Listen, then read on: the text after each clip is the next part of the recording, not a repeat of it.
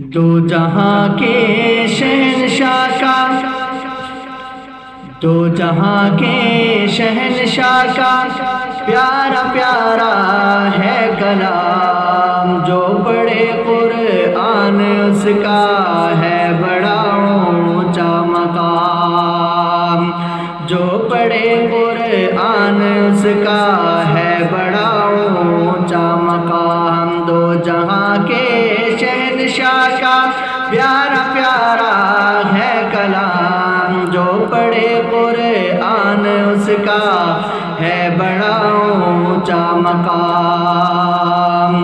جس کا بچہ اس جہاں میں حافظ قرآن ہے، جس کا بچہ اس جہاں میں حافظ قرآن ہے، حافظ قرآن کے ماں باپ عالی شان ہے۔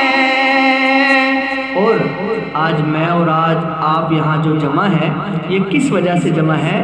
کہ جن بچوں نے قرآن کریم مکمل کیا ہے، آج ہم ان کی وجہ سے یہاں جمع ہے۔ سماعت کیجئے، جس کا بچہ اس جہاں میں حافظ قرآن ہے، حافظ قرآن کے ماں باپ عالی شان ہے، ہو رہا ہے ان کی خاطر، ہو رہا ہے ان کی خاطر شہنشاہی انتظام، جو پڑھے قرآن اس کا ہے بڑا اونچا مقام۔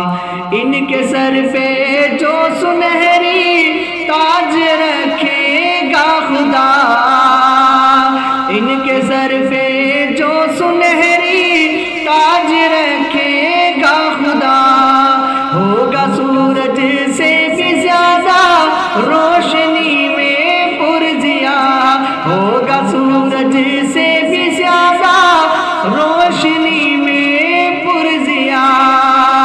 سب کہیں گے آ رہے ہیں، سب کہیں گے آ رہے ہیں یہ محمد کے غلام، جو پڑھے قرآن اس کا ہے بڑا اونچا مقام۔ اور آخری شعر سماعت کیجئے کہ حافظ قرآن جو ہوگا وہ جنت میں قرآن پڑھتا جائے گا اور جنت کے درجوں پہ چڑھتا جائے گا۔ اب سوال پیدا ہوتا ہے جنت کے درجے کتنے ہیں؟ تو مفتیان کرام فرماتے ہیں جتنی قرآن پاک کی آیات ہیں اتنے ہی جنت کے درجے ہیں۔ شاعر کیا کہہ رہے ہیں؟